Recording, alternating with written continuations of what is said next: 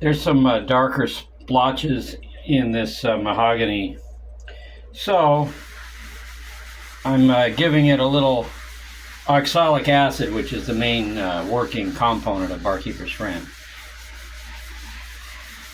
Trying to lighten up those spots because I don't really want to stain this. I love mahogany. It's kind of fallen out of favor, but it's a beautiful wood. So I'm trying to get these darker spots out. It's definitely working. Ooh, ASMR.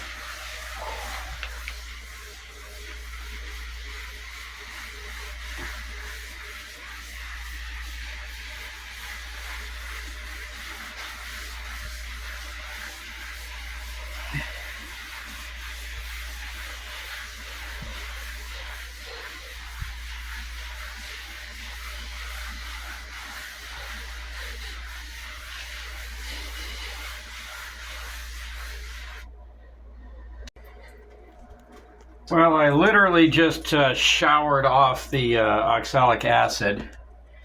Normally, if you want to see what it's going to look like wet, you're much better using naphtha because this is going to raise the grain, but I'm not concerned about that. Obviously, I got to dry this off, but I wanted to get a look at it.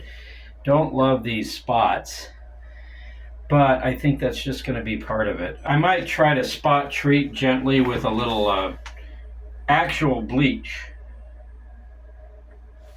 but so, like maybe just treat just those areas, but and I don't know if that's some staining or if that's just some modeling that was in the wood. It doesn't look horrible if I just put some finish on it. It was probably originally finished with shellac, and the shellac ended up off it. There was a water spot ring that seems to be gone now. So that was probably the only actual damage, and this is probably just characteristic of the wood itself, but I don't know. I'm going to work on it some more. Well, I literally just showered off the oxalic acid. Normally, if you want to see what it's going to look like wet, you're much better using naphtha because this is going to raise the grain, but I'm not concerned about that. Obviously, I got to dry this off, but I wanted to get a look at it.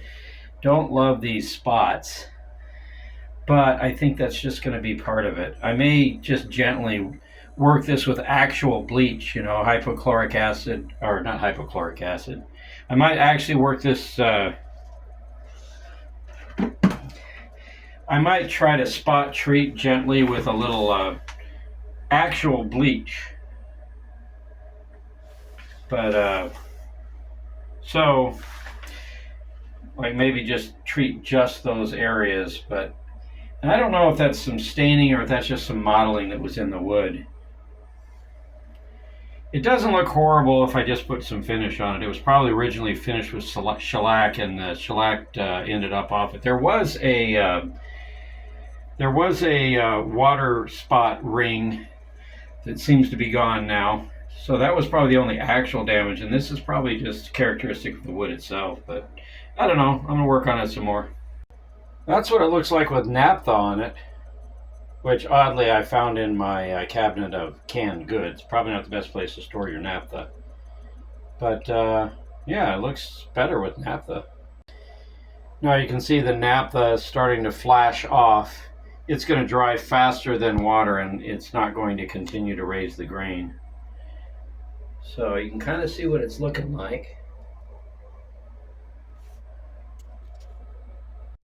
Now, I bought the more concentrated bleach just because it ends up being more economical. You can see it's more viscous, but that's going to work nicely for what I have in mind here. I'm going to just treat some of these darker streaks with a little bit of actual bleach.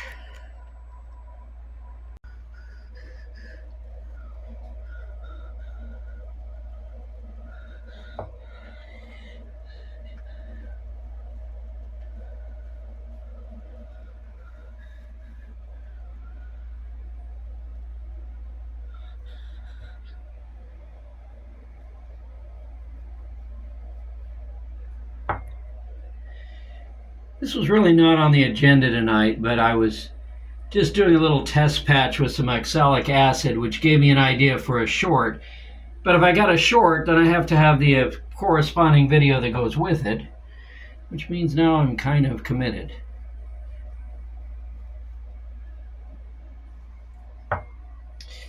You know, oak has the tannins in it will react with iron, and that's what's called ebonizing.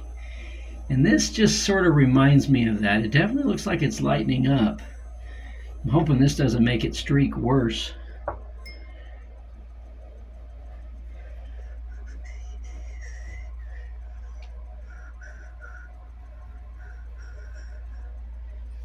I actually learned this from my late father, who I assume learned it from like Ace Hardware or something. I was refinishing a baby grand piano at the age of 11. He would come home after work with some supplies and some basic instructions. All right, now do this. And that piano, after I took 7 layers of paint off the thing using probably cancer-causing old school paint stripper, which worked way better than the stuff we use these days, it was actually mahogany at the bottom. And he wanted to go walnut because we had a walnut dining room set that he bought after selling his 1963 Corvette. And he wanted it to match. So we bleached the mahogany down using oxalic acid, which you can see I've kind of lightened the whole thing by using that. I may end up staining it with a little mahogany. I don't know. We'll see how this works.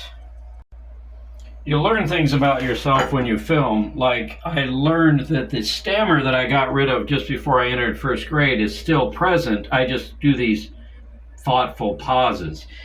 But I also realized from filming that I tunelessly whistle. And really, I should just whistle if I'm going to whistle, because I'm trying not to whistle, but I'm doing it subconsciously.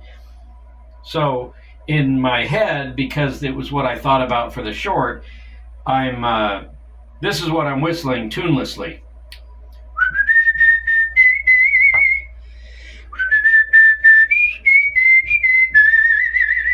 Because it's what I had in mind for the short when I was scrubbing little circles on the top of the table. So I actually had the short in mind before I had the long form. I mostly do shorts, so that kind of tracks.